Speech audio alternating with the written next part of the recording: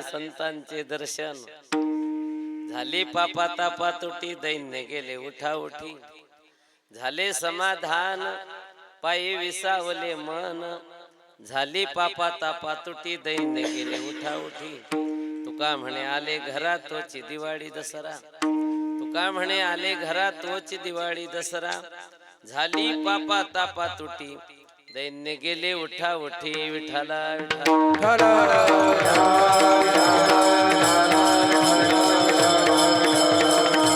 लोकाभिराम मृण रंगधीरम, राजीव नेत्रम रघुवंशनाथम, कारुण्य रूपम करुणाकरंतम, श्रीरामचंद्रम शरणं प्रपद्ये.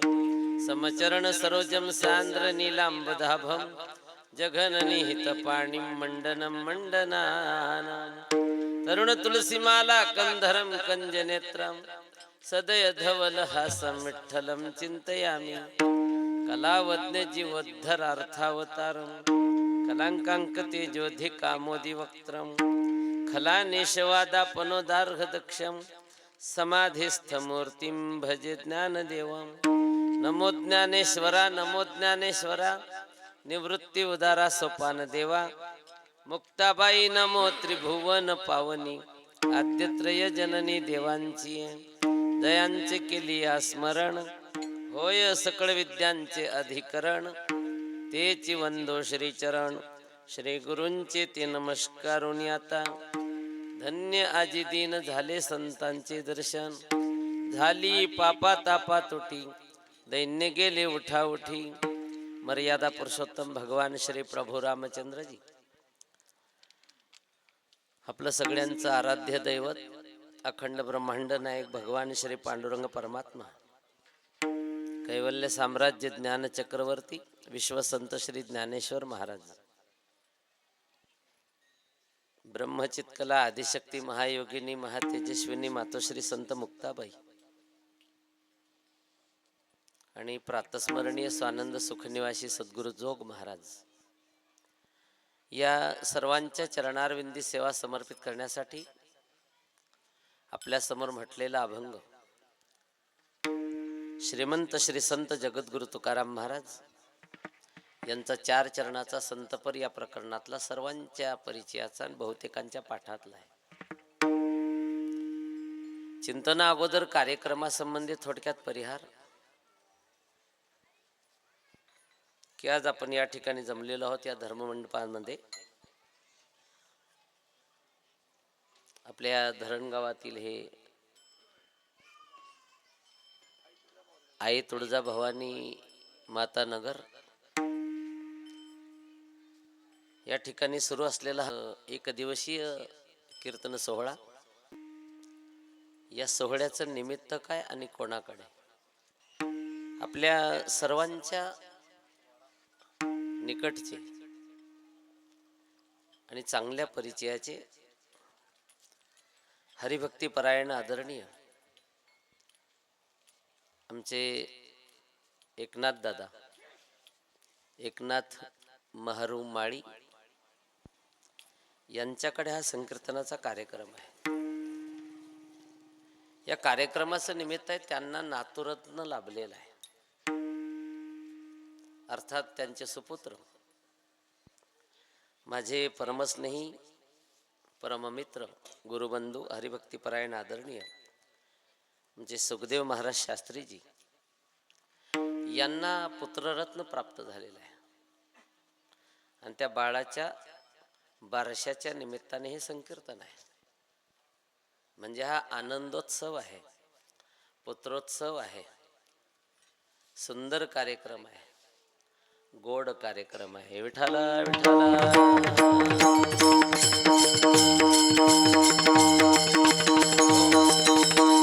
या कार्यक्रमासाठी महाराजांच्या सुंदर अशा व्यक्तिमत्वामुळे आणि त्यांनी त्यांच्याबद्दल त्यांची समाजामध्ये असलेल्या लोकप्रियतेमुळे बऱ्याच लांबलांबून श्रोते मंडळी या ठिकाणी उपस्थित आहेत. त्यातल्या त्यात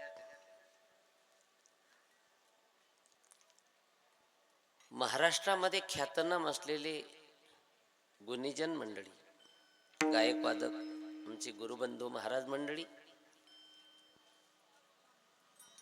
बहुसंख्येने या ठिकाणी उपस्थित आहेत. मी आपल्याला त्यांचा परिचय देईन तरच आपण त्यांना ओळखाल असं नाही बरं का. फुलाचा परिचय द्यायची गरज नसते, त्याचा सुगंध दरवळतो, आपल्याला कळतं. विठाला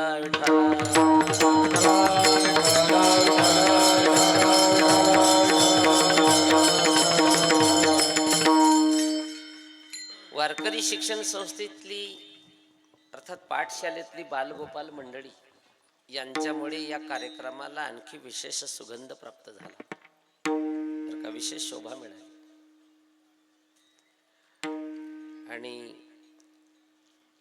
विशेष उपस्थिती आमच्यासाठी, आमच्या म्हणजे परीक्षकच म्हटलं तरी वावगं नाही, आमचे हरिभक्तीपरायण सिंहज दादा त्यांची या ठिकाणी उपस्थिती आहे. अर्थात ही सगळी मंडळी या ठिकाणी जे उपस्थित आहेत त्या बाळाला आशीर्वाद देण्यासाठी, आणि हे त्या बाळाचं भाग्य आहे. विठाला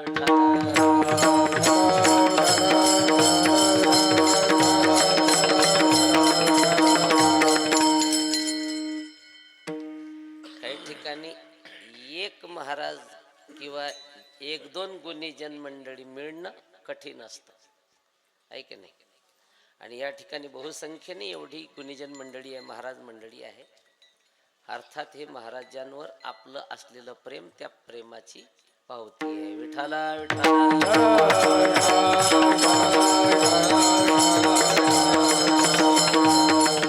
या कार्यक्रमाचं सूत्र ज्यांच्या हाती आहेत ते माझे परमस्नेही परममित्र हरिभक्तीपरायण आदरणीय आमचे नाना महाराज वाघ बर का. हरिभक्तीपरायण सुखदेव महाराज शास्त्रीजी आणि हरिभक्तीपरायण नाना महाराज वाघ हे दोघही या पाठशाळेतील विद्यार्थ्यांना घडवत आहेत बर का. आणि वरिष्ठ मंडळींनाही तीर्थयात्रा घडवत आहेत, नाही की नाही. यांना घडवतायत तर त्यांना मडवतायत. विठाला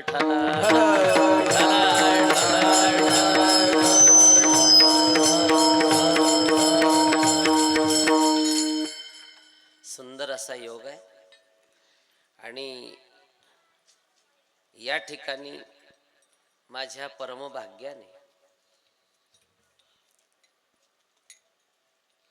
माझ्या या गुरुबंधूंनी माझ्याकडे ही सेवा सोपवली.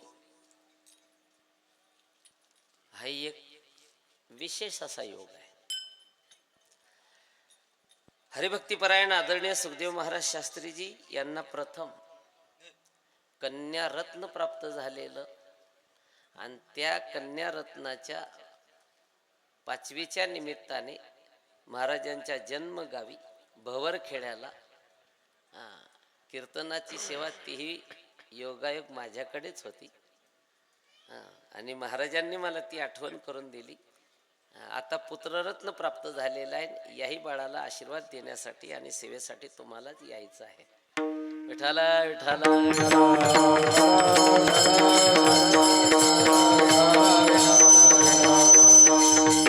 मी विचारलं महाराजांना कोण कोण मंडळी येणार आहेत. बरं का, इथे संत मेळावाच आहे असं म्हटलं तरी वावगं नाही, आहे की नाही. वैष्णवांचा हा आखाडाच आहे असं म्हणायला काही हरकत नाही. बारशाच्या निमित्तातून हे संकीर्तन आहे. प्रश्न असा आहे, बारशाचा सोहळा साजरा करावा का? अवश्य करावा. ही पुराणकालीन पद्धत आहे, परंपरा आहे. राजा दशरथाने पुत्रोत्सव साजरा केला, नंद राजाने पुत्रोत्सव साजरा केला बर का. गोढिया तोरणे करीती कथा, म्हणजे कथा संकीर्तनाचा कार्यक्रम तिथे होता बर का. याचं कारण काय? बाळकृष्ण नंदा घरी. आपल्या संत मांदियाळीमध्ये संत नामदेव महाराजांनी पुत्रोत्सव साजरा केला होता बरं का. आणि केवढं भाग्यवान असेल ते लेकरू. त्या कार्यक्रमासाठी, त्या संकीर्तनासाठी भगवान श्री पांडुरंग परमात्म्याची प्रमुख उपस्थिती होती. किंबहुना भगवान परमात्म्यानेच त्या मुलाचं नामकरण केलेलं आहे. विठाला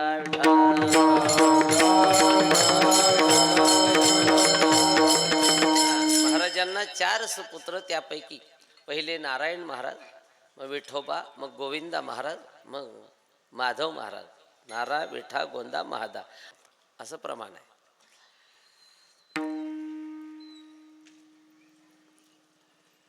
संबंधित लोकांनी रिक्त हाताने जाऊ नये बारशाच्या सोहळ्याला, म्हणून या नियमाला अनुसरून भगवान परमात्म्याने त्या बाळाला आणि त्या बाळाच्या आईला कपडे वगैरे आणलेले होते बरं का.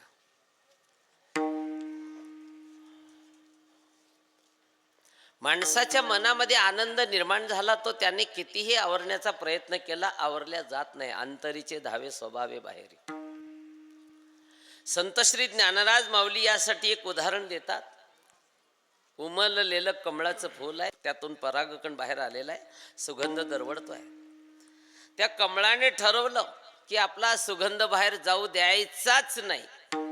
त्याने किती प्रयत्न केले म्हणजे त्याला ते शक्य होईल? शक्यच होत नाही बर का. याचप्रमाणे माणूस सुद्धा आपल्या हृदय कमलामध्ये निर्माण झालेला आनंद त्याने किती आवरण्याचा प्रयत्न केला तो आवरल्या जातच नाही. जैसे कमळ कळिका झाले पण हृदयाची या मकरंदाती राखोनेने दे राया रंका पारणे आमोदाचे बर का. त्याचप्रमाणे, त्याच उदाहरणाप्रमाणे हरिभक्तीपरायण आमचे एकनाथ दादा आणि हरिभक्तीपरायण सुखदेव महाराज यांच्या अंतःकरणामध्ये निर्माण झालेला हा आनंद या संकीर्तनाच्या माध्यमातून बाहेर पडलेला आहे. त्या आनंदामध्ये आपण सगळेच सामील आहोत. विठाला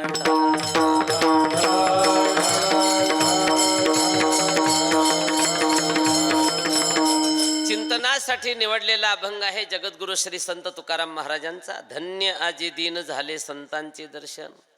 या अभंगातून महाराज एका दिवसाला फार महत्व देत आहेत. किती महत्व देत आहेत? या अभंगाचं जे पहिलं चरण आहे, पहिल्या चरणातल्या पूर्वार्धातला जो पहिला शब्द आहे तो शब्द आपल्याला सांगतोय महाराज धन्यता देत आहेत. एका दिवसाला धन्यता देत आहेत. का देत आहेत? उगीच देत नाहीत.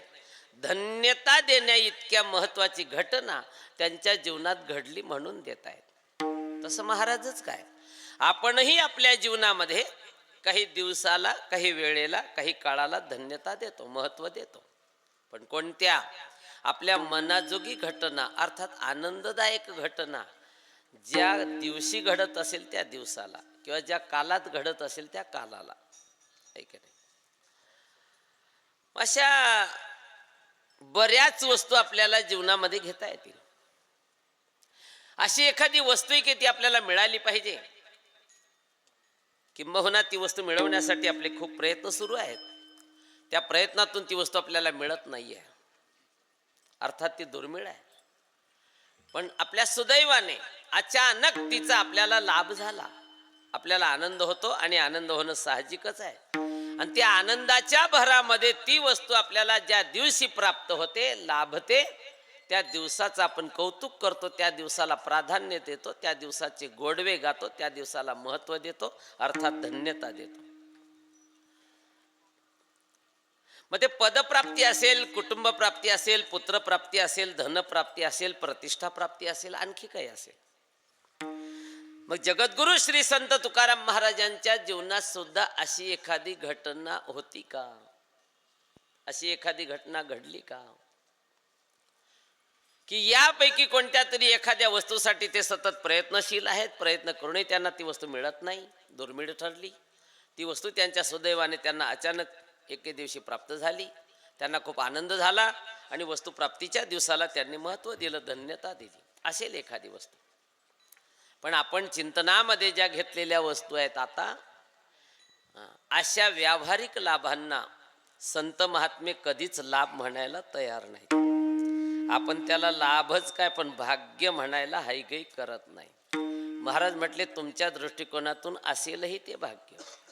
संत एकनाथ महाराज म्हणतात आपण भाग्यवान कोणाला म्हणतो संसारामध्ये, प्रपंचामध्ये? ज्यासी प्रपंचाचा अतिविस्तार त्यासी भाग्यवंत म्हणते थोर. बरं का, मोठा बंगला आहे, गाडी आहे, बरं का, अनुकूल असे सेवक आहेत, बँकेमध्ये ठेव आहे, लोक त्याला खूप मोठा भाग्यवान समजतात. पण हे भाग्य खरं नाही आहे. भाग्य तरी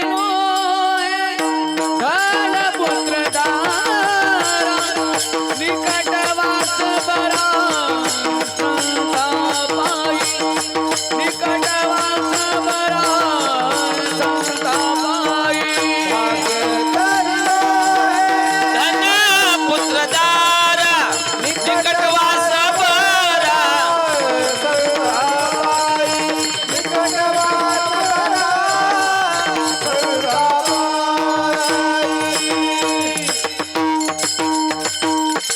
भाग्य तरी नोहे धन, भाग्य तरी नोहे दारा, भाग्य तरी नोहे पुत्र. बर का, भाग्य तरी नोहे धन पुत्र दारा. आपण ज्याला भाग्य म्हणतो त्याला ते भाग्य मानायलाच तयार नाही. मग त्या वस्तू मिळवण्यासाठी त्यांचे प्रयत्न असतील का? अजिबात नाही.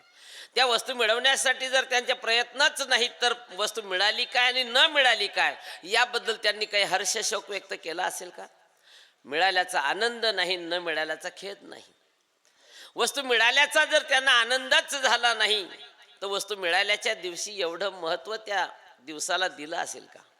वस्तू ज्या दिवशी वस्तू मिळाली त्या दिवसाला एवढं महत्त्व दिलं असेल का? अजिबात नाही. बरं का, अजिबात नाही. याचं कारण काय?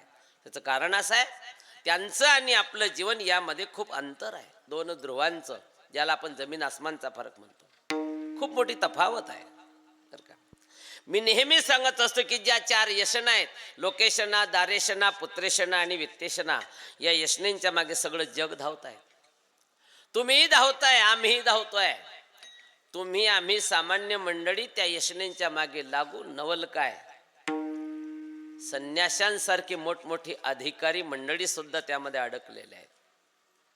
बर का, कशावरून? बर का, करू आपण चिंतन महाराजांच्या बाबतीमध्ये. महाराज यापैकी कोणत्या यशनेमध्ये अडकले? असं पहिली लोकेशना, समाजामध्ये माझ्याबद्दल उदो व्हावा, माझ्याबद्दल लोकप्रियता वाढावी, मला खूप मान्यता मिळावी, लौकिक पसरावा माझा, याबद्दल महाराजांनी कधी प्रयत्न केले का? सांगा तुम्ही. खरं तर खरा आनंद भोगण्यासाठी महाराज लोकांमध्ये थांबले नाही, गावातही थांबले नाही. तुका म्हणे आम्हाए कांताचा वास, ब्रह्मी ब्रह्मरस से उसळला, ब्रह्मी ब्रह्मरस से उसळला. तुका म्हणे आम्हाए कांताचा वास,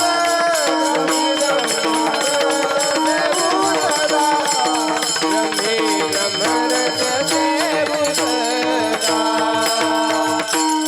माझे गुरुदेव वैकुंठवासी हरिभक्ती परायण परमपूजनीय नामदेव बाबा साळुंखे गवई शिरागडकर यांनी मला श्री क्षेत्र पंढरपूरमध्ये चातुर्मासात एक प्रश्न विचारला होता. पांडुरंगा, म्हटलं काय बाबा, परमार्थाचा खरा आनंद मिळतो कुठे रे? पण मला काय सांगता येईल, माझा तेवढा अभ्यास नाही, माझा अनुभव नाही.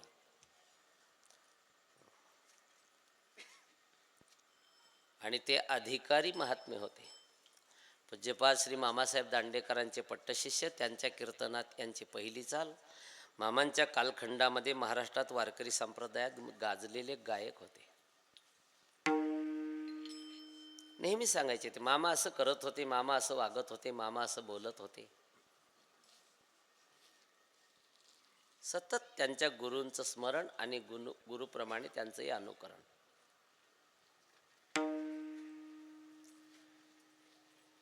परमार्थाचा खरा आनंद मिळतो कुठे? त्यांनी मला 3 गोष्टी सांगितल्या. पहिली गोष्ट, जेथे आपला परिचयच नाही तिथे. दुसरी, जिथे आपल्याजवळ पैसाच नाही तिथे. आणि तिसरी महत्वाची गोष्ट, जिथे आपल्याजवळ खानपानाची सुद्धा सामुग्री नाही तिथे. वेडे होते काय म्हणे महाराज, गाव सोडून लोक सोडून एकांतामध्ये गेले ते. आहे की नाही? आपल्याला कुठेही जायचं असेल तर आपलं काय, हां, एवढ्या लांब चालले तुम्ही, परिचय आहे का, नाही तर पत्ते लिहून घ्या. हां, पुरतील का पैसे, हां, नाही तर फोन करा, मी टाकून देईन. आहे की नाही? होऊ द्या, थोडा त्रास ओझं होईन थोडंसं, पण चिंता नाही. हां, जिथे भूक लागली तिथे आपलं सामुग्री, बरं का, मोकळी करायची आणि खात बसायचं. ही आपली परिस्थिती आहे. महाराज भजनासाठी ज्या डोंगराकडे जायचे त्यांनाही भान नसायचं की मी ही पावलं आज कोणत्या डोंगरावर त्या मार्गाला निघाली. आणि निघताना त्यांच्या धर्मपत्नीला सांगूनही जात नव्हते की मी इथे जाईन, निहारीची व्यवस्था इथे कर म्हणून. बरं का, ती माता म्हटली की भाग्य माझं, ती माती मला सांगते महाराज या डोंगरावर आज गेलेले आहेत. महाराजांचे पाऊलं ज्या मातीला लागले ती माती ती सांगत होती आईंना की महाराज आज या डोंगरावर गेलेले आहेत. म्हणून तरी ती सुविधा होती न्याहारी पोहोचवायची. खरा आनंद तिथे आहे.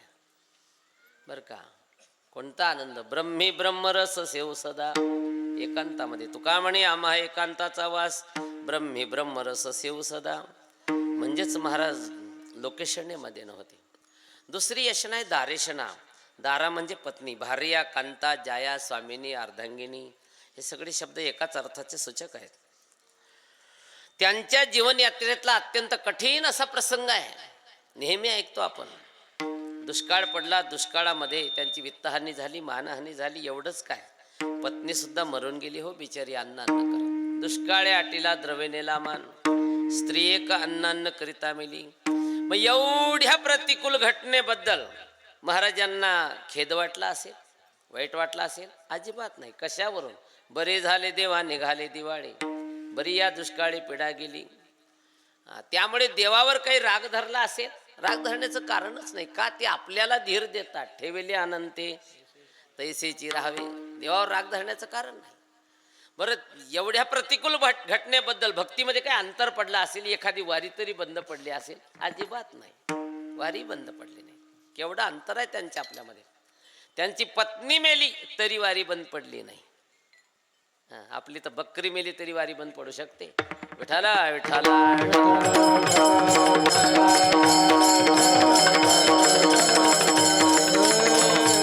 याही प्रसंगाबद्दल महाराजांच्या मुखातले उद्गार ऐकण्यासारखे आहे. बाईल मेली मुक्त झाली, देवे माया सोडविली. याचाच अर्थ महाराज दारेशनेतही नव्हते. तिसरी यशना आहे पुत्रेशना. हे प्रभो, माझा तुझ्याकडे आग्रह नाही, माझं मागणं नाही, माझा हट्ट नाही. तुझी इच्छा असेल तर दे, एकच दे, पण असा दे की माझ्या अनेक कुळांचा उद्धार करू शकेल. नाहीतर कोई चिल्ली ले गई, कोई बिल्ली ले गई, हो गई बाटा बाट. यापेक्षा देऊच नको. नको देवो देवा पोटी हे संतान, माया जाळे जाण नाठविसी. याचाच अर्थ महाराज पुत्रेशनेतही नव्हते. राहिली शेवटची वित्तेशना. संन्यास या शब्दाचा अर्थ आहे परिपूर्ण त्याग. संन्यासाचा जर धनाला स्पर्श झाला तर त्याच्या जीवनामध्ये काही प्रायश्चित्त सांगितलेलं आहे. श्री गुरु नथोसिंग बाबा यांनी जगद्गुरु श्री संत तुकाराम महाराजांच्या गाथ्यावर जे भाष्य लिहिलेलं आहे, त्या भाष्यामध्ये प्रस्तावनेत बरं का हा प्रसंग त्या ठिकाणी विदित केलेला आहे की संन्यासाचा जर धनाला स्पर्श झाला तर त्याने कमीत कमी 3 दिवस तरी कडक उपवास करायचा. हे प्रायश्चित्त आहे त्याच्या जीवनात. असाही संन्यासी म्हणजे त्यागी महापुरुष, याची जर का त्या धनाकडे नजर गेली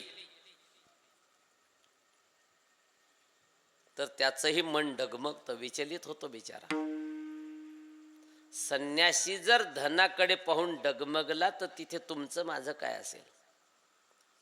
संत एकनाथ महाराजांचं म्हणणं आहे का, देखताची धनाशी विकल्पित होतो संन्यासी, तेथे इतरांची कथा कायशी, चोरी धनापाशी स्वयतिष्ठे.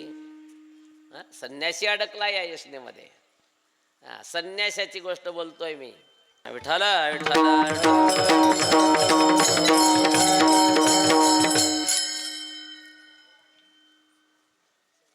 मला त्या विषयावर टीकात्मक मला बोलायचं नाही, पण काहीच नसेल तर उगीच सोंग आणायचं कशासाठी? सर, मी एका महात्म्याचं कीर्तन ऐकलं टीव्हीला. वयोवृद्ध होते, अभ्यासपूर्वक बोलत होते आणि तळमळीने बोलत होते. त्यांच्या कीर्तनातली 3 वाक्य माझ्या ध्यानात आहे. पहिलं वाक्य आहे खानदानी परमार्थ करा, दुसरं वाक्य आहे नाटक सोंग बंद करा, आणि तिसरं वाक्य आहे परमार्थ करताना पहिल्यांदा स्वतःला तपासा. विठाला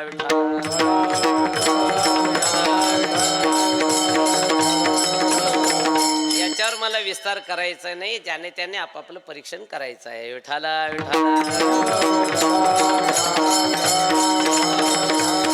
खानदानी परमार्थ करा असं का म्हणावं लागलं त्या महात्म्याला, आहे का नाही? आता ढाचा बदलतोय परमार्थाचा, ढाचा बदलतोय, म्हणून खानदानी परमार्थ करा असं म्हणावं लागलं त्यांना. दुसरं वाक्य आहे नाटक सोंग बंद करा. आमचे गुरुवारी आम्हाला पाठामध्ये सांगायचे की परमार्थ करताना प्रदर्शन अजिबात नको. कशासाठी देखावा? इथे प्रदर्शन नको, इथे दर्शन पाहिजे. इथे काय पाहिजे? दर्शन पाहिजे. म्हणून नाटक सोंग बंद करा.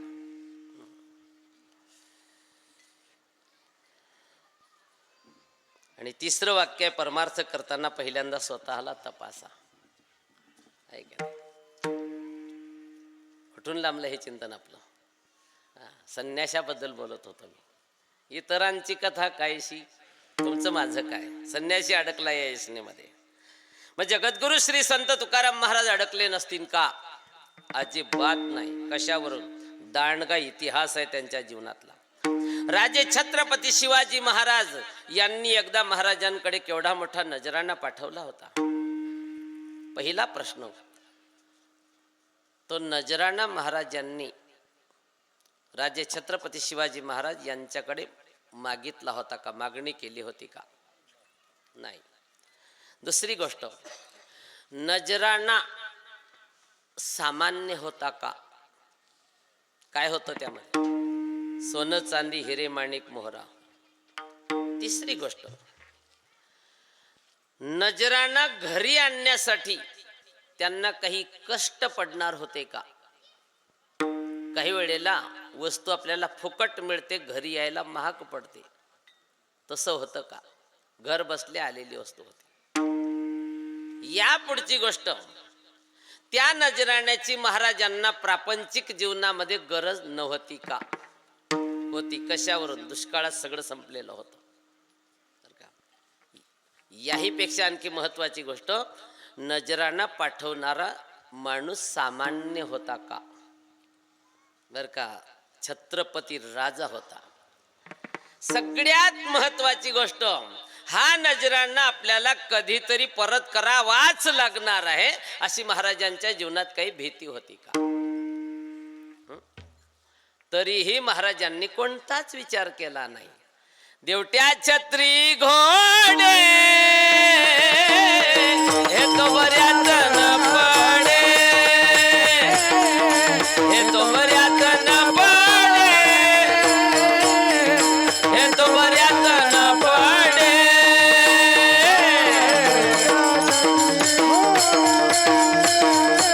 हे तो बऱ्यात न पडे, हे तो बऱ्यात न पडे, हे तो बऱ्यात न पडे. ओ दिवट्या छत्री घोडे हे तो बऱ्यात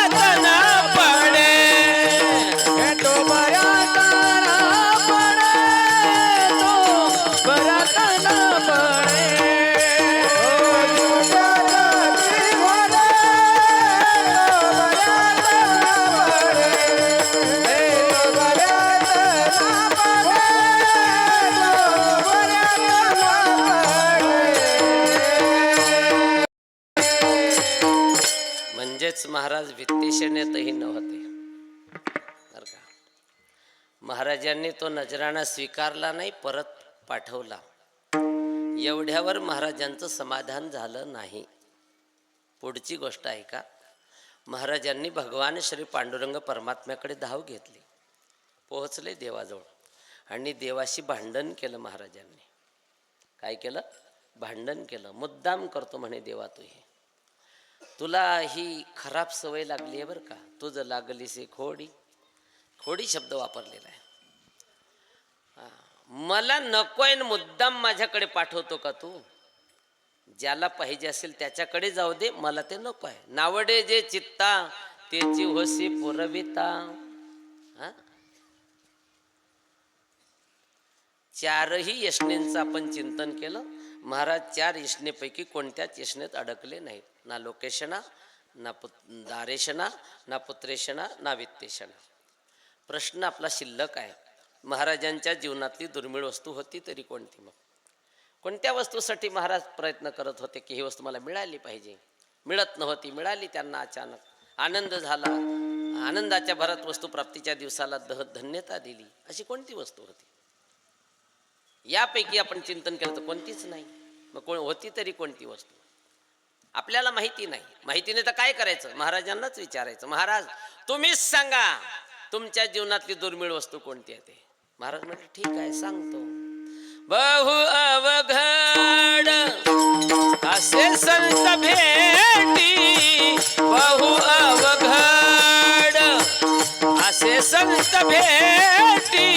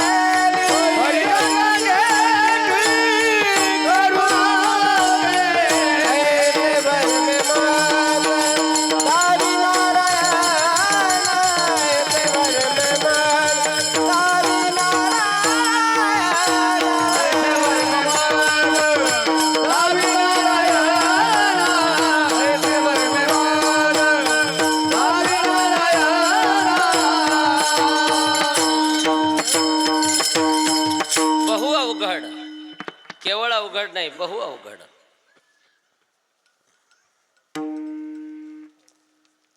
महाराजांनी इथे अवघड असा शब्द वापरलेला आहे. माझा प्रश्न आहे, अवघड या शब्दाचा अर्थ काय होतो? अवघड म्हणजे काय? हा, कठीण. चुकी, बरोबर आहे, चुकीचा नाही अर्थ. अजून सांगा, कोणी सांगत असेल.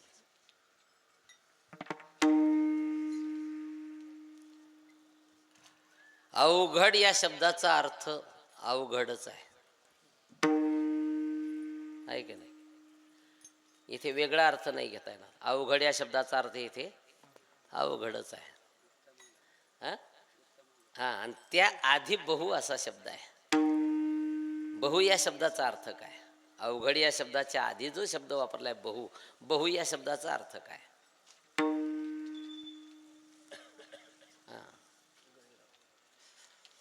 मी माझ्या अल्पमतीने नेहमी चिंतन मांडतो की येथे बहु या शब्दाचा अर्थही अवघडच आहे. अवघड या शब्दाचा अर्थ अवघडच आहे, पण बहु या शब्दाचा अर्थ बी अवघडच आहे. बहु अवघड म्हणजे काय? अवघडात अवघड. काय? संत भेट. बहु अवघड असे संत भेटी. म्हणून ती होणारच नाही असं आहे का? होईन. त्यासाठी तितके अवघड प्रयत्न करावे लागतील. का हो? ही वस्तू मिळवण्यासाठी मी बरेच प्रयत्न करतोय, बरेच दिवस झाले, मला मिळत नाही. मिळेल, आता मिळेल असं वाटत नाही. तुम्हाला 8च दिवसात ती वस्तू कशी मिळाली हो? मला मिळेल की नाही हो? तो म्हणतो तुम्हाला शक्य नाही. मग तुम्हाला कसं शक्य झालं ते? तुम्हाला कशी मिळाली? तो माणूस म्हणतो मी त्यासाठी काय केलं हे मलाच माहिती आहे. खूप कठीण आहे ते, खूप अवघड आहे ते. अवघडात अवघड आहे ते. बहु अवघड आहे याचा अर्थ ती वस्तू मिळणारच नाही असं नाही, त्यासाठी तितके अवघड प्रयत्न करावे लागतात. संत दर्शनासाठी कोणते प्रयत्न आहे अत्यंत अवघड. परी जग जेठी करुणा केली. भगवान परमात्म्याची जर का आपल्यावर कृपा झाली तर त्या कृपेने आपल्याला संत दर्शन होतं. कहे विभीषण सुन हनुमंता, राम कृपा बिन मिले नहीं संता. हो, कहे विभीषण सुन हनुमंता. हनुमंतरायांनीच लंकेत गेल्यानंतर विभीषण राजाला हा प्रश्न केला होता की तुम्ही श्रीराम भक्त, मी सुद्धा त्याच प्रभूंचा भक्त आहे, आपण दोन्ही भगवत भक्त आहोत, आपली भेट झाली हे आपलं भाग्य आहे. मी असं ऐकलेलं आहे की भगवत भक्तांची भेट होणं अत्यंत कठीण आहे, पण आपल्या या भेटीचं कारण काय. विभीषण राजाने हनुमंतरायांच्या त्या प्रश्नाला दिलेलं हे उत्तर आहे की राम कृपा बिन मिले नाही संता. आपले स्वामी मर्यादा पुरुषोत्तम भगवान श्री प्रभू रामचंद्रजी, त्यांची कृपा त्यामुळे झालेली ही भेट आहे म्हणे. परी जग जेठी करुणा केली हे संत श्री तुकोबारायांना माहिती पडलं. मी माझ्या जीवनामध्ये तळमळतोय, संत दर्शन मला होईन कधी. यांची भेट झाली कशी काय. रामकृपा बिन मिले नाही संता. भगवत कृपेने संत दर्शन होतं, त्यांचं मिलन होतं, त्यांची भेट होते. चांगला उपाय आहे, सोपा उपाय आहे. आपणही देवाकडे जाऊ, वशिला लावू, त्याच्या कृपेने, त्याची कृपा संपादन करून घेऊन त्याच्या कृपेने आपल्याला संत दर्शन होईल. का करू नये प्रयत्न आपण.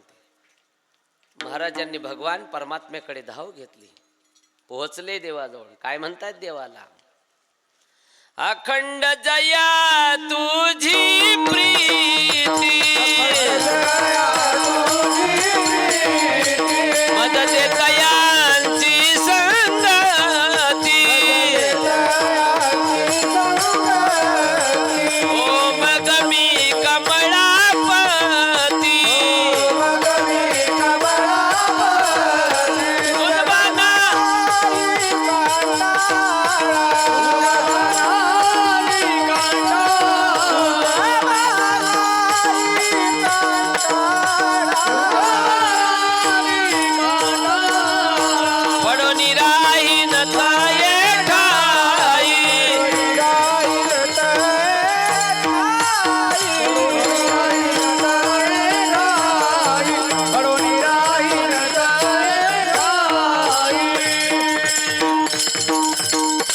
तुमच्याबद्दल ज्यांच्या मनामध्ये नितांत प्रेम असेल अशांची मला संगत घडू दे.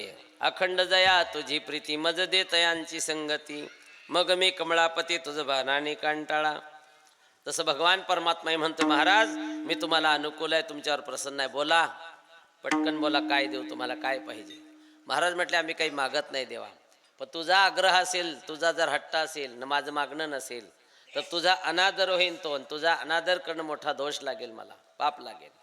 नाईलाज आहे माझा, मला मागणं भाग आहे, पण माझं मागणं एकच आहे बरं का देवा, मला दुसरं काहीच नको बरं का. मागणे ते एक तुझं प्रती आहे. हा पहा, कर विचार, देशील तर देशील तरी पाहे. हा काय मागितलं, या संतासी निरवी हेची मज देई. हा दुसरं काहीच मागितलं नाही. हा मला हेच आवडतं. ऐसे आवडते देवा, ऐसे आवडते देवा,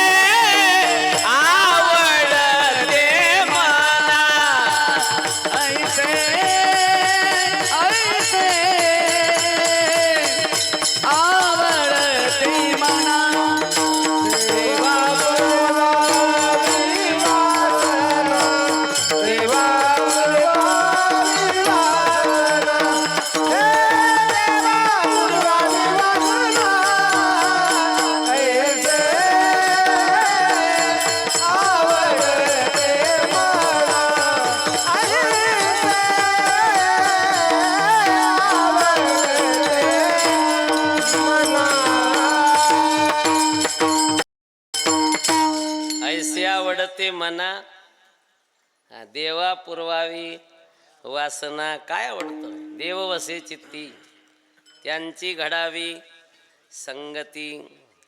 आणि महाराजांचे या बाबतीत मध्ये प्रयत्न चालू होते. महाराज काही प्रारब्धावर रडत बसणारे नव्हते आणि महाराजांनी केलेल्या प्रयत्नाला यश प्राप्त झालं. तू का म्हणे श्रम केला तो या आला फळासी. म्हणजे काय झालं? त्यांच्यावर भगवत कृपा झाली. केला अंगीकार पंढरीच्या देवी, आणि त्या भगवत कृपेमुळे त्यांना संत दर्शन घडलं. बरं का, ज्या दिवशी भगवत कृपेने त्यांना दर्शन घडलं, महाराजांना खूप खूप आनंद झाला आणि तो आनंद त्यांनी त्या दिवसाबद्दल व्यक्त केला पहिल्या चरणामध्ये. धन्य आजी दीन, धन्य आजी दीन,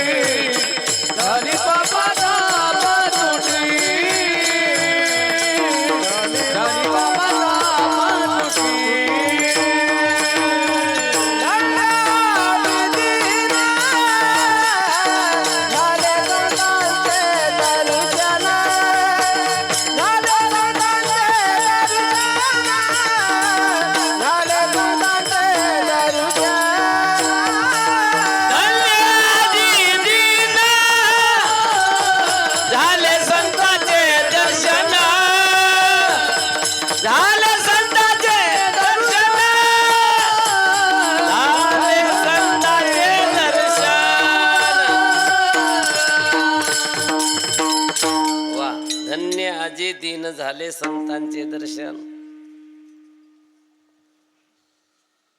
महाराज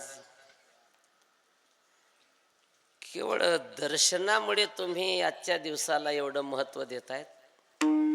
महाराज म्हटले, मग दर्शन शब्द काय समजता तुम्ही? दर्शन हा शब्द समाधानकारक आहे, पावित्र्यवाचक आहे, सामर्थ्यवाचक आहे. परमार्थामध्ये ह्या काही गोष्टी, काही शब्द असे आहेत, कधी कधी ह्या गोष्टी माणसाला इच्छा नसताना सुद्धा कराव्या लागतात. त्यात एक आहे दर्शन, दुसरं आहे सेवा, बर का, तिसरी आहे पूजा,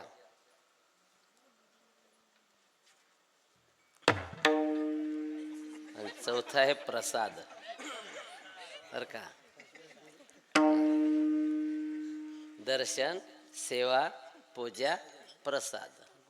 हा का हो,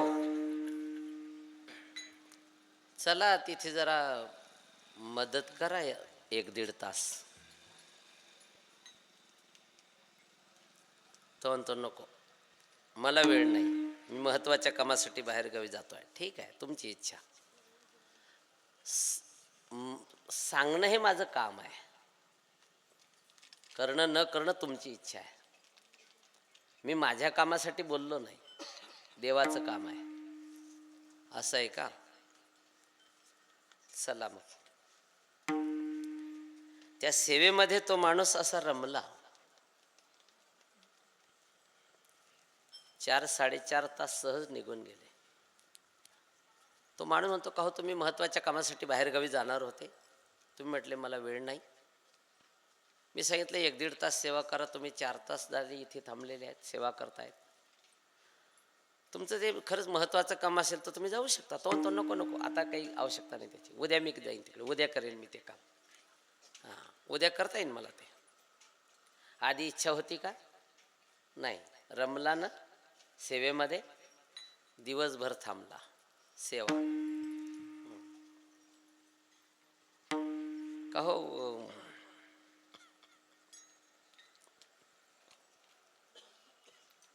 बसा जेवायला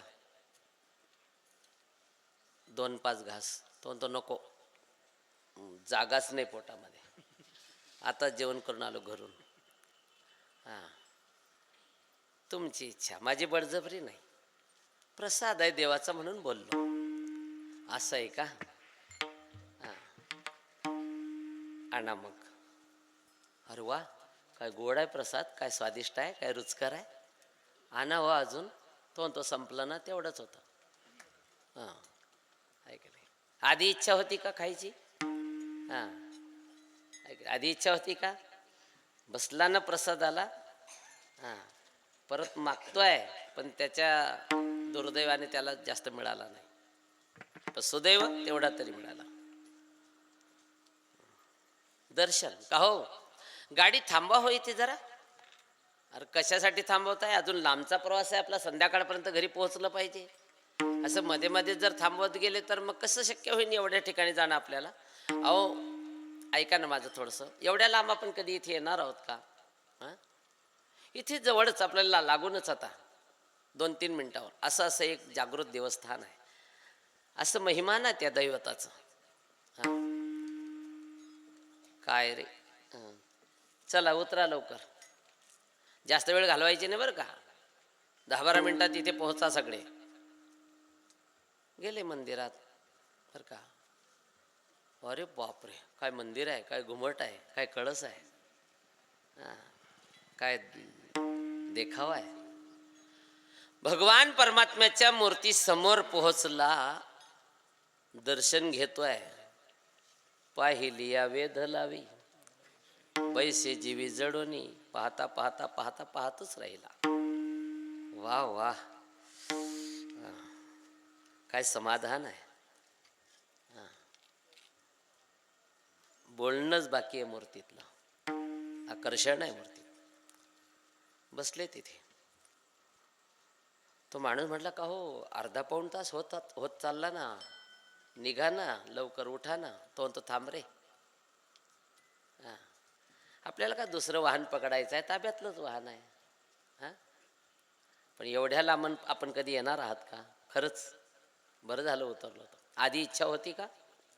हां, आता थांबला तर समाधान व्यक्त करतोय. दर्शन, पूजा, सेवा, प्रसाद, त्यामध्ये आपलं दर्शनाबद्दल चिंतन चाललं आहे. पारतंत्र्यातली व्यक्ती घ्या, नोकर किंवा सून मंदिरामध्ये गेलेला आहे देवदर्शनासाठी. कोणी प्रेमी व्यक्ती भेटले असतील, बोलण्यात वेळ वाया गेला बराचसा, घरी मालक वाट पाहत आहेत, उशिरा पोहोचल्यामुळे ते रागवत आहेत. एवढा उशीर? रागवू द्या त्यांना, शांततेत सांगा मंदिरात गेलो होतो देवदर्शनासाठी. दर्शन शब्द ऐकल्याबरोबर ती व्यक्ती ताबडतोब शांत होते बरं का, राग त्यांचा निघून जातो. हे दर्शन शब्दातलं समाधान आहे. विठाला विठाला. पण या ठिकाणी प्रश्न असा निर्माण होतो, दर्शन कोणाचं? बर का, दर्शने प्रशस्ती पुण्यपुरुष किंवा दर्शने प्रशस्तीची ठाव माऊली सांगतायत. पुण्यवान व्यक्तींचं दर्शन, किंबहुना ज्यांच्या दर्शनात समाधान झालं ती व्यक्ती पुण्यवान समजायची. अशा दर्शनालायक व्यक्ती आहेत किती? दर्शनालायक आहेत कोण? कोण कोण आहे? दर्शन कोणाचं? एक देवाचं, दुसरं संतांचं. कोणाकोणाचं? एक देवाचं, दुसरं संतांचं. तिसऱ्यांदा विचारतोय मी अजून, कोणाकोणाचं दर्शन? देवाचं आणि संतांचं. आणखी विचारू का चौथ्यांदा? दर्शन कोणाकोणाचं? एक देवाचं, दुसरं संतांचं. बस चारदा विचारलं मी, तुमच्याकडून ते दोनच उत्तर मिळाले, एक देवाचं आणि दुसरं संतांचं. मला हे सांगा, आई वडिलांचं दर्शन नाही का? मग आहे की नाही? आहे ना? तुम्ही आधी बोलले का? बोलले का तुम्ही? मी तर 4 वेळा बोललो ना. आणखी कोणाकोणाचं ते तुम्ही दोनच लोक सांगितले, एक देव आणि दुसरे संत. मग आई वडिलांचं दर्शन नाही का? आहे ना? हा, तुम्ही म्हणतायत आई वडिलांचं दर्शन आहे म्हणून. मी माझं स्वतंत्र मत मांडतो, आई वडिलांचं सुद्धा आई वडील या उपाधीने दर्शन नाही. आई वडिलांचं दर्शन आहे की नाही? आहे ना? मी काय बोलतोय? नाही. तुम्ही मला सहमत आहात का? हा, माझं मत तुम्हाला योग्य वाटतं आहे का? मी सांगतोय आई वडिलांचं दर्शन नाही. तुम्हाला योग्य वाटतंय का माझं बोलणं? उलट तुम्ही मला वेडं म्हणाल, मूर्ख म्हणाल. चांगला महाराज आहे, कीर्तन करतो ना, आई वडिलांचं दर्शन नाही म्हणतो. हा, कळतं काय? याला काय? लक्षात घ्या, आई वडील या उपाधीने त्यांचं सुद्धा दर्शन नाही. मग दर्शन कुठे आहे? मातृदेवो भव पितृदेवो भव, हे जिथे असेल तिथे दर्शन आहे. याचाच अर्थ आई वडिलांचं सुद्धा दर्शन नाही. आई वडिलांचंच दर्शन हेच देवाचं दर्शन आहे. जिथे मातृदेवो भव पितृदेवो भव आहे, जिथे मातृदेवो भव नाहीये, जिथे पितृदेवो भव नाहीये, तिथे ते बिचारे वनवासात आहेत, वृद्धाश्रमाकडे रवाना झालेले आहेत, काही दाखल झालेले आहेत, काही बाजारपेठेत फिरतायत, काही चौकात बसलेले आहेत, काही बस स्टँडवर आहेत, काही रेल्वे स्टेशनवर फिरतायत. विठाला विठाला. ते कोणाचे तरी मायबाप आहेतच की नाही? तिथे दर्शन आहे का? तिथे दर्शन नाहीये. मातृदेवो भव पितृदेवो भव, तिथे दर्शन आहे.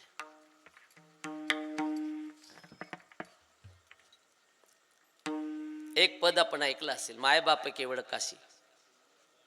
पुढे काय? मला पाठ नाही ते पुढचं. माय बापे केवळ काशी, तेने न जावे. मग त्याने जाऊच नाही का? बर का, तीर्थयात्रेला जाऊच नाही का? यातला अर्थ असा आहे, यातला बोध असा आहे की यांच्यात जर तुला देव दिसत नसेल तर तिथे जाऊन काय उपयोग आहे? हा, सकळ तीर्थांची धुरे, सकळ सगळ्या तीर्थांचा राजा आपले मायबाप आहेत. हा, आई वडील कोण आहेत? प्रत्यक्ष देव आहेत. हे साक्षात लक्ष्मी आई आहे, साक्षात नारायण आपले वडील आहेत. हा, हे चालते बोलते देव आहे. सूर्य नारायण प्रत्यक्ष देव आहे, गोमाता प्रत्यक्ष देव आहे, गंगा माता प्रत्यक्ष देव आहे. हा, यांच्यात आपल्याला देव दिसत नाही. मग तिथे जाऊन काय? म्हणून त्याने न जावे तीर्थाशी. तिथे जाऊन काय उपयोग आहे मग त्याचा? तिथे गेल्यानंतर त्याला काय दिसणार आहे? तीर्थी धोंडा पाणी. ते तिथे तीर्थ तीर्थ नाही दिसणार त्याला. घरी जसं नळाचं पाणी येतं तसं ते पाणी आहे साधं. आणि ते मूर्ती नाहीये, त्याच्यासाठी तो धोंडा आहे. यांच्यात देव दिसत नाही, ते तिथे काय दिसणार आहे? काय उपयोग आहे त्याचा? म्हणून त्याने न जावे. विठाला विठाला विठाला.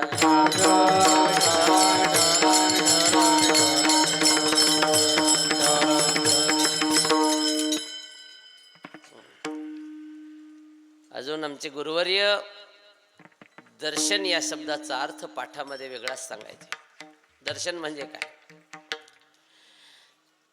जी वस्तू आपल्याला जशी आहे तशीच दिसणं, याचं नाव आहे दर्शन. बर का, याचं नाव आहे दर्शन. दृश्य दर्शयति इति दर्शन.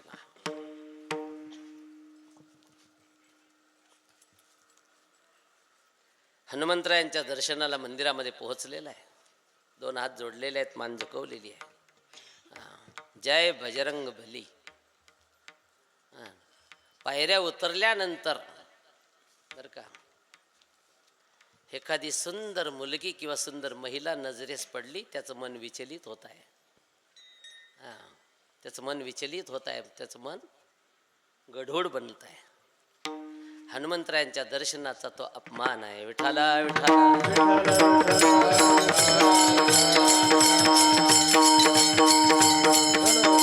काय कळलं त्याला हनुमंतराय आहे की नाही? म्हणून मी नेहमी सांगत असतो, जय भवानी, जय शिवाजी, जय बजरंग. कोणी म्हणायचं हे कोणी म्हणायचं? ज्याची नजर चांगली असेल त्याने म्हणायचं विठाला विठाला.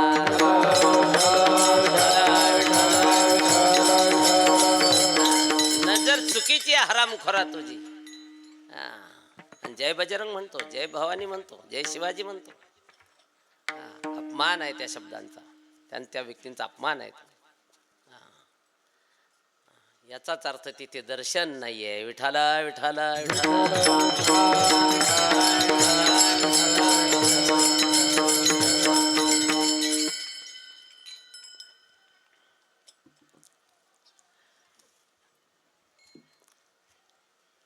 परमार्थाची व्याख्या बी काही तेवढी कठीण नाहीये. परमार्थ कठीण आहे, व्याख्या फारशी कठीण नाही. मी माझ्या मोबाईलमध्ये 2 शब्द वाचले. एक डोळा आणि दुसरं जीभ. समाज आपल्याला चांगला दिसावा असं जर आपल्याला वाटत असेल तर आपली नजर चांगली ठेवा, आणि समाजाने आपल्याला चांगलं म्हणावं असं जर वाटत असेल तर आपली जीभ चांगली ठेवा. याचंच नाव परमार्थ आहे. परमार्थ म्हणजे काय? आपलं चांगलं वागणं, बरं का, आपलं चांगलं वागणं, चांगलं आचरण असणं, याचंच नाव परमार्थ आहे, त्याचंच नाव दर्शन आहे. विठाला विठाला.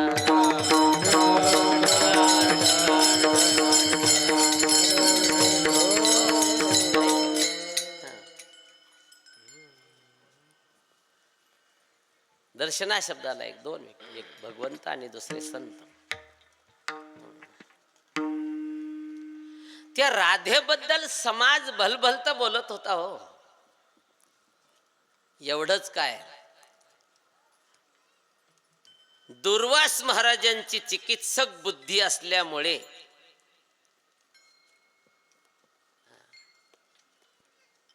त्यांचंही मन राधेबद्दल यथार्थ वर्णन करायला, बरं का, किंवा तिच्याकडे यथार्थ पाहण्यासाठी ते अपुरे पडत होते. देवर्षी नारदजींच्या बद्दल ते आश्चर्यचकित होत होते. दररोज कशासाठी जाता इकडे गोकुळामध्ये? आहे काय तिकडे एवढं कठीण काम की यांचं अजून होत नाही? विचारू तरी त्यांना, करता आली तर करू मदत. महाराज, मी बऱ्याच दिवसापासून पाहतोय तुम्हाला, दररोज पहाटे तुम्ही इकडे जाता. कशासाठी? काय एवढा अवघड काम आहे, अजून होत नाही तुमचं? मला सांगा, द्या सेवेची संधी, मी करेन मदत तुम्हाला. नाही काही आवश्यकता नाही, मी ते गोपींच्या दर्शनाला जातो. बापरे, तुम्ही तीही त्रिभुवनी गमन नारदा, एवढं महिमान तुमचं, तुम्ही त्या स्त्रियांच्या दर्शनाला? हो, त्यातल्या त्यात राधेच्या दर्शनाशिवाय मी कधीच मागे फिरलो नाही म्हणे. राधा शब्द ऐकला नाही, हे जास्त भडकले. काय म्हणावं महाराज तुम्हाला आता? म्हणे झालं काय तुम्हाला राधेचं नाव ऐकल्याबरोबर?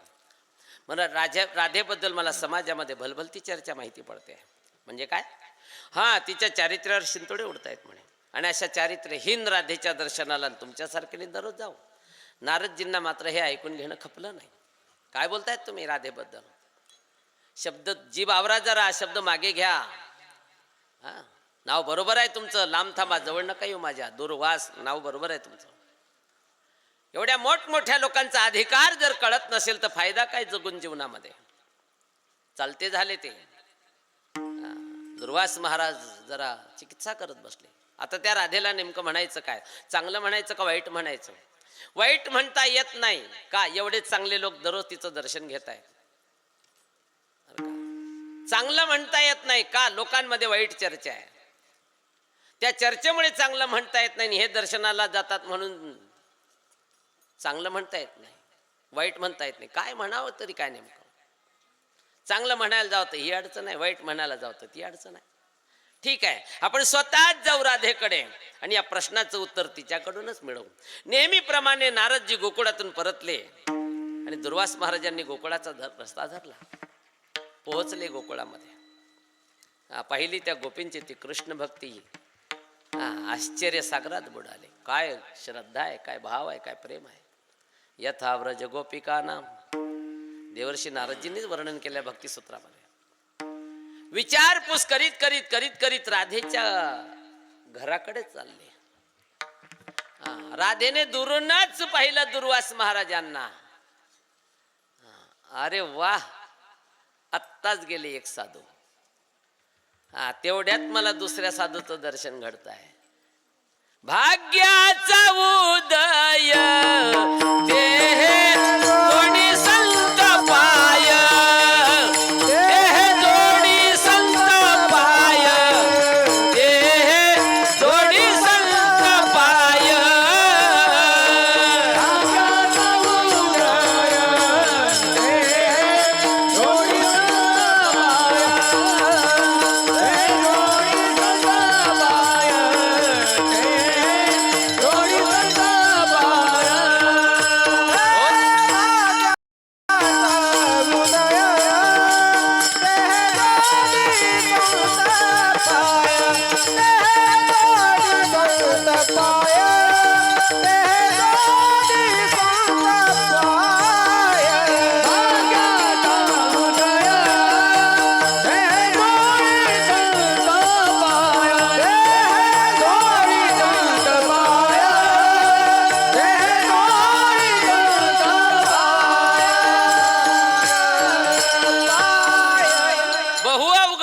संत भेटी आणि मला एकाच दिवसात दोन दोन संतांची दर्शन होत आहेत.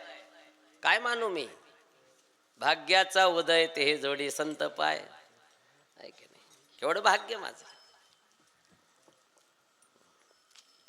आपल्याला पाहिल्याबरोबर जिच्या अंतःकरणामध्ये एवढा भाव उफाळून निघाला, तिच्याबद्दल आपल्या मनामध्ये काय,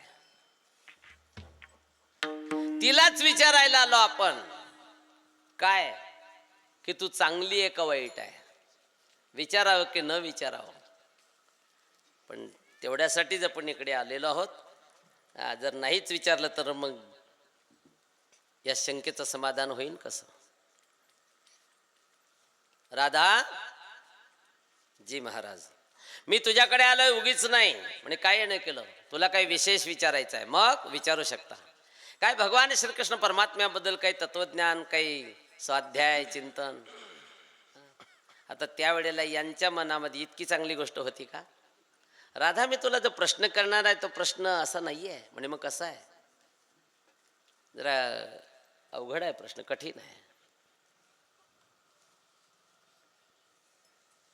तुझ्या चारित्र्या बाबतीत आहे.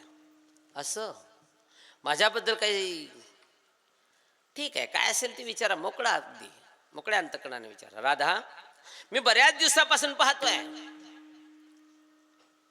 तुझ्या दर्शनासाठी दररोज इकडे देवर्षी नारद येत आहेत म्हणून. काल त्यांची माझी गाठ झाली. त्यांनी मला असं असं सांगितलं. कबूल केलं तिने. मलाही त्यांचं दररोज दर्शन घडत आहे म्हणे. भाग्य म्हणणं माझं. राधा तुझ्याबद्दल मला समाजामध्ये काहीतरी भलभलतच ऐकू येत आहे ग. म्हणजे काय, तुझ्या चारित्र्यावर शिंतोडे उडत आहेत.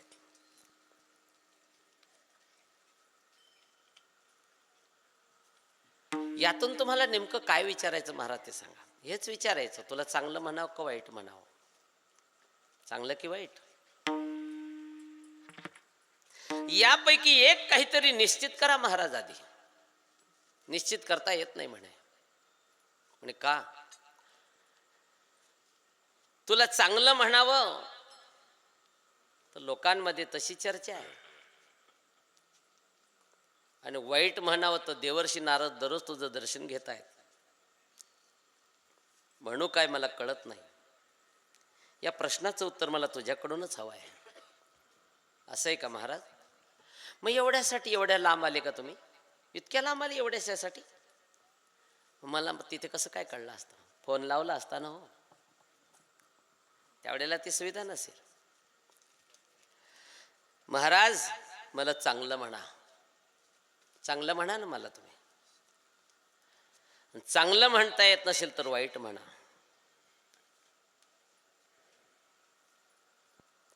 सांगितलं तुला, चांगलंही म्हणता येत नाही वाईटही म्हणता येत नाही, कारणही सांगितलेलं आहे. असं लोक माझी निंदा करतायत का महाराज? म्हणे हा. सुखे निंदोत हे जन, माझी त्यांना सुखाने आनंदाने निंदा करू द्या. आवडतं मला, ते चांगलं आहे. माझ्या निंदेत जर त्यांना आनंद असेल तर त्यांच्या आनंदात मी सामील आहे म्हणे. याला संत अंतःकरण म्हणतात बरं का. माझी निंदा करण्यात जर त्यांना आनंद होत असेल तर त्यांच्या आनंदात मला आनंद आहे. हां, आपणही बोलतो निंदकाची घरं असावे, पण हे आपलं फक्त बोलण्यापुरतंच आहे. बोलणं वेगळं आहे. हा, विठाला विठाला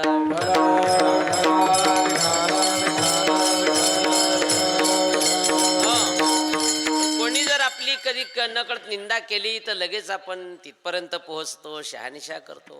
अमुक माणसाजवळ बोलला, तसं बोलला, याचं बोलला, काय संबंध, कशासाठी पाहतो तुला वगैरे.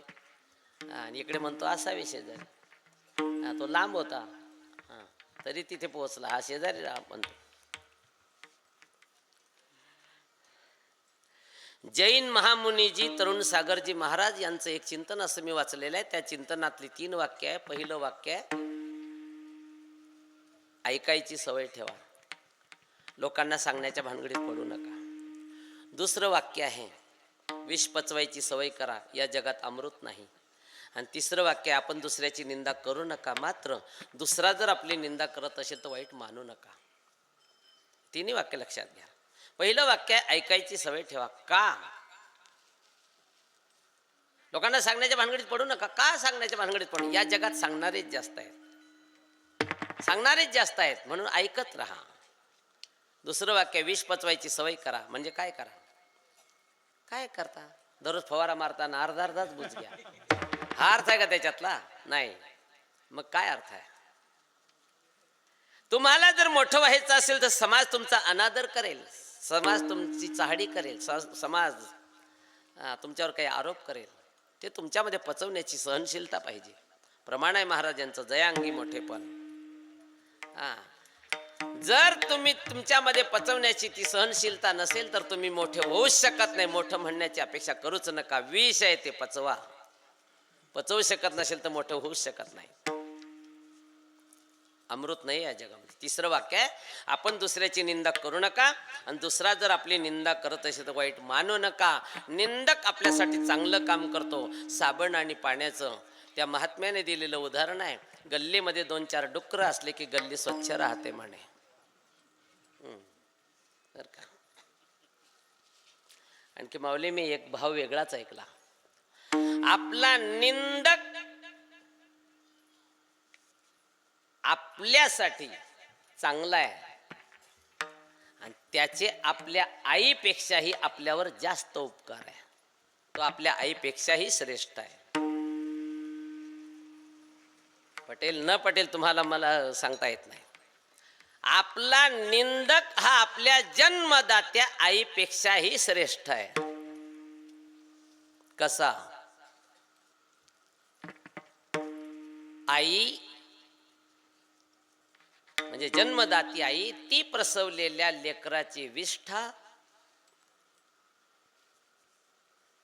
एकतर कागदाला पुसेन, म्हणजे कापडाने ती स्वच्छ करेल, नाही तर कपड्याने तरी करेन, नाहीतर पाण्याने तरी धुईन हाताने स्वच्छता करेन. बरोबर? हां, शेवटी हाताने तरी पाणी टाकून हाताने स्वच्छता करेल. निंदक आपल्या तोंडाने घाण साफ करतो. विठाला विठाला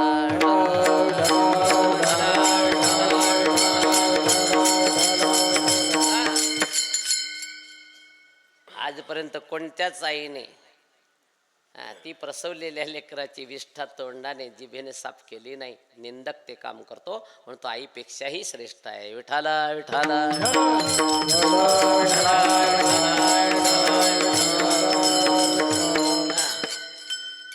मी थोडा बाजूला झालोय चिंतनापासून, माफी मागतो सर. अरे का लोक माझी निंदा करतायत का महाराज? म्हणे हा, करू द्या त्यांना माझी निंदा, माझं त्याकडे लक्ष नाही आहे. तुका म्हणे हास्य जन नाही कानत ठाई, हसो निंदा करो चाडी करो. मग तुझं लक्ष आहे कोणीकडे? सांगते महाराज, त्या भगवान परमात्म्याने माझ्यावर कृपा करावी याकडे माझं लक्ष आहे. खरं तर त्याची कृपा सुद्धा गौणच आहे. मला त्याच्या कृपेची फारशी गरज नाही, गौण आहे ती. पण मला असं माहिती आहे त्याच्या कृपेशिवाय तुमचं दर्शन होत नाही. तुमचं दर्शन जर सहजासहजी झालं असतं तर देवाच्या कृपेची मला काही गरज नव्हती. म्हणून त्याने माझ्यावर कृपा करावी, त्याच्या कृपेने मला तुमचं दर्शन होत राहावं. बस लोक मला काहीही म्हणत त्याची मला अजिबात पर्वा नाही. हे ऐकल्याबरोबर दुर्वास महाराजांना काय वाटलं असेल? मनातलं सगळं पटकन निघून गेलं, परिवर्तन झालं. राधेची माफी मागितली, यात नवल काय? राधेच्या चरणावर मस्तक ठेवलं आणि त्यांच्याही मुखातून असेच उद्गार बाहेर पडले, धन्य आजी दिन झाले संतांचे दर्शन. आहे की नाही? जगद्गुरु श्री संत तुकाराम महाराजांना सुद्धा भगवत कृपेने संत दर्शन झाल्याने महाराजांच्या मुखातून हे उद्गार बाहेर पडले, धन्य आजी दीन, धन्य आजी दीन, धन्य आजी दीन, धन्य आजी दीन,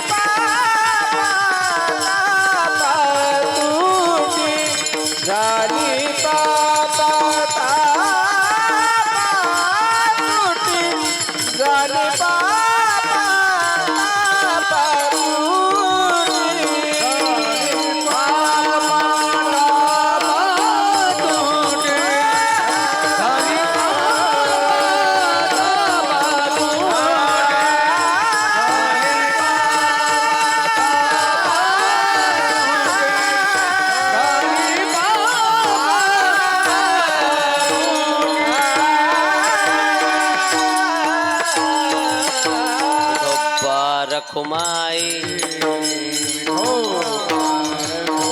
जय जय विठोबा रखुमाई, जय जय विठोबा रखुमाई, जय विठोबा रखुमाई, जय जय विठोबा रखुमाई, जय विठोबा रखुमाई,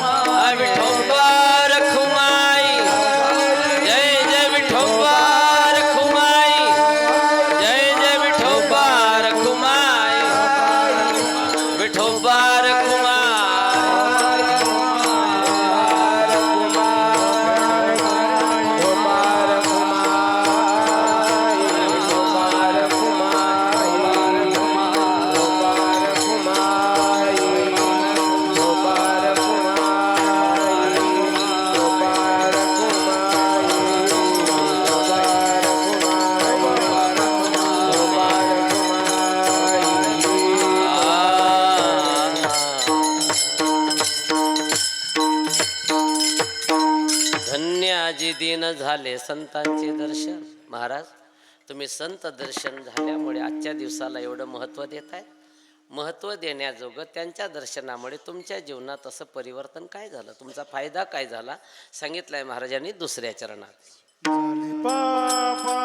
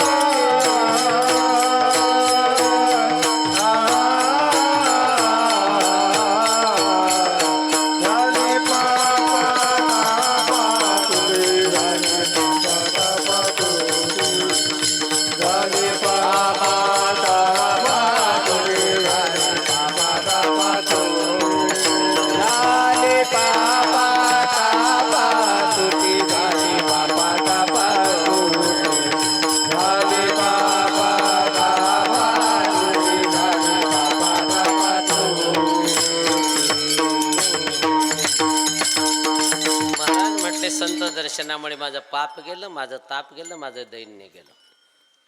बरं का महाराज या अभंगामध्ये जे बोलतायत तुमची माझी अर्थात जीवाची भूमिका घेऊन बोलतायत. नाही तर तुम्ही म्हणाल महाराजांच्या जीवनामध्ये पाप होतं का, ताप होतं का, दैन्य होतं का? अजिबात नाही. त्यांच्या दर्शनामुळे आपली पाप ताप जातात. त्यांच्याजवळ ते थांबेल कसं, मग बोलले कसं, जीवाची तुमची माझी भूमिका घेऊन. पाप ताप दैन्य गेलं.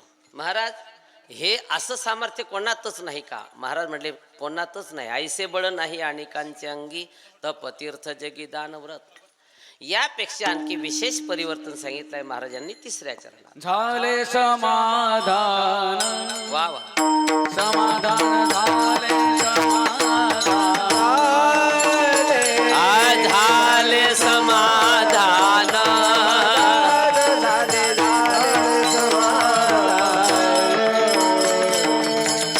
पायी सावरे मन, झाली पापा तापा तुटी, ते झाले पापा तापा तुटे.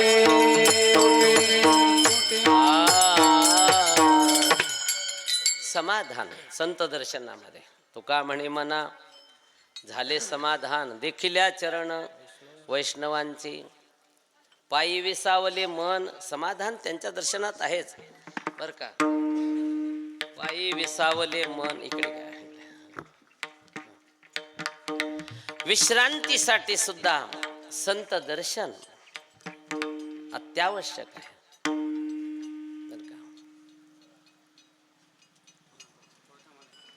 विश्रांतीचा ठाव पायी संतांची अभाव.